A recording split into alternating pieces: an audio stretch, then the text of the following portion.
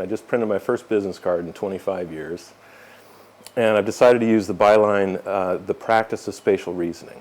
I like it because if you say I'm a sculptor, people go, yeah, I get it. You make stuff out of metal. What is it, stone, you know? And they'll have a pretty fixed preconception of what it is you do. And if I say it's the practice of spatial reasoning, all of a sudden they're like, well, how pretentious, or what the hell does that mean? But I like it a lot because there's so much geometry and sort of background thinking that goes into, especially the public artwork, which I've been more focused on now.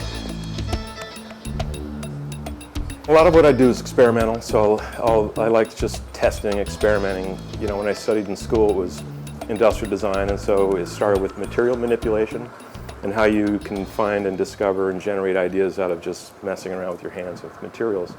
I've kind of fixated on metals for whatever reason. I think, you know, they go together quickly, and you can be additive and subtractive with metal.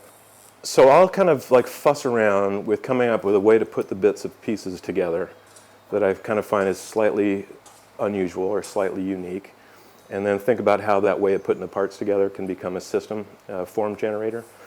And depending on what the shape of the bits and pieces are, you get different form language. Tons of drawing. I'm obsessive drawing, listing, writing, until the idea gets close to a shape, and then it's model making. It's sort of traditional shape carving, and I like to just carve little mini versions of it and experiment with the permutations until it becomes pretty crystallized, and then I'll make a better one.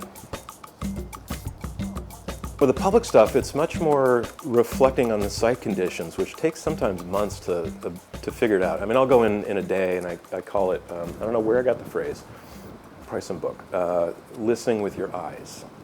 And I like it because I almost have to consciously do that, where you go in and you stand in a site, and it's like you use your eyes and your ears without any subjective thinking. You just kind of go, what's actually happening here?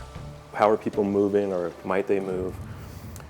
Because it's an interesting challenge to say, if there's nothing there, how do you figure out what's appropriate to be there?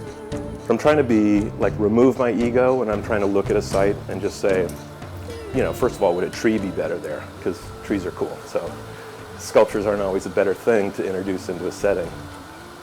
So it's a matter of trying to kind of throw all that stuff in the blender and come up with a justification for a thing to be in that spot. So it's spatial reasoning. This is a magical kind of field because you're asked, it's difficult to get in the room, so it can be frustrating to be up against 100 to 600 co-applicants. If you do get in, they're basically saying, here's a situation, here's a site that needs something creatively done. Here's some money. If we love your idea, it's exciting and appropriate, do it. And it's kind of cool. I'm still pretty excited by the public art field.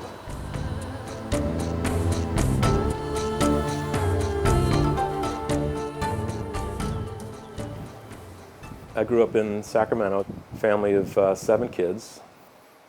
In terms of art inspiration, it was kind of culturally devoid until my mom suggested I go to Waldorf, and that's where the art influence kind of was triggered. So that was 7th grade, and they expected art. It was kind of woven into everything that happened at Waldorf. And then signed on for a sailing rig in Germany. Came back, went to Evergreen to study philosophy and writing. So that was about 2 years. Then transferred to RISD. My dad's a lawyer, and I come from a bunch of attorneys, so grandfather, uncles, brothers, sisters, cousins. But when I got to RISD, I was like, oh my God, I found my people. So I think I had to skip to the East Coast to sort of find my own path. Dee Dee, that's my wife, and we met in 1983, and she was a more stubborn hold on to the East Coast than I was able to kind of get her to think about the West Coast. You know, the Foundry Complex was like an incubator where we could get affordable apartments, we bought a house, and then sort of other artists in Providence were inspiring, you know. Howard Ben Trey was doing some really good work, and Jonathan Bonner, and so the whole blend was just great. And so we could afford to make our work. We did well by staying.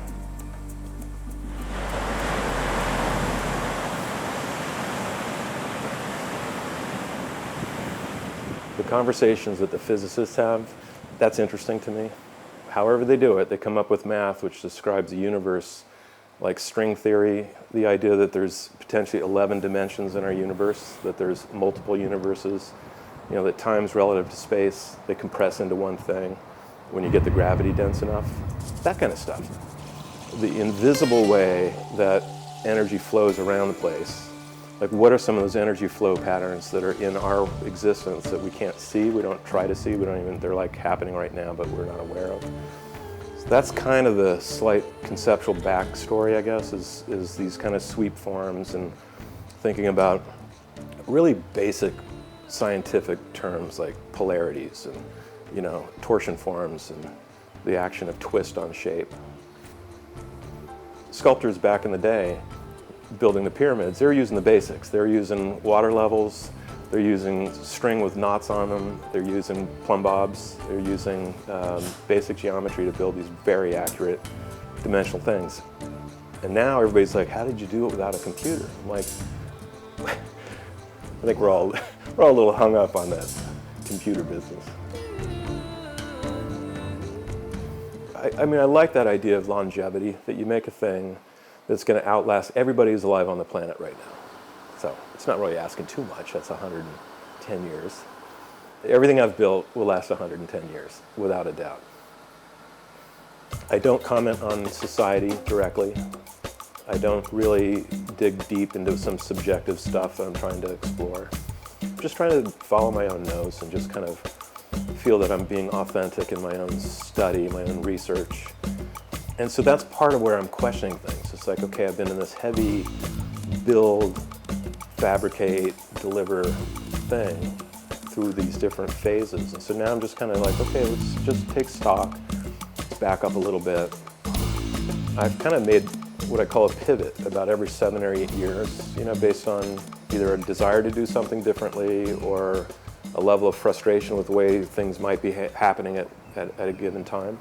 I want to migrate a little bit away from 100% welded forms, waiting to see what happens, kind of ready for a sort of a shift.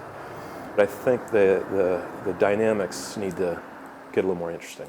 It'd be fun to animate some of the shapes, just to kind of see how they might behave if they were non-fixed.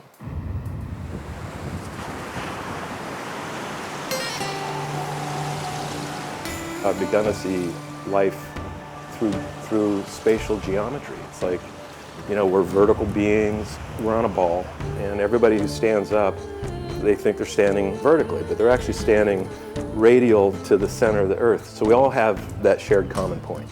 So it's just kind of one of those things to remind yourself that there's, you know, it's like humanistic relativity.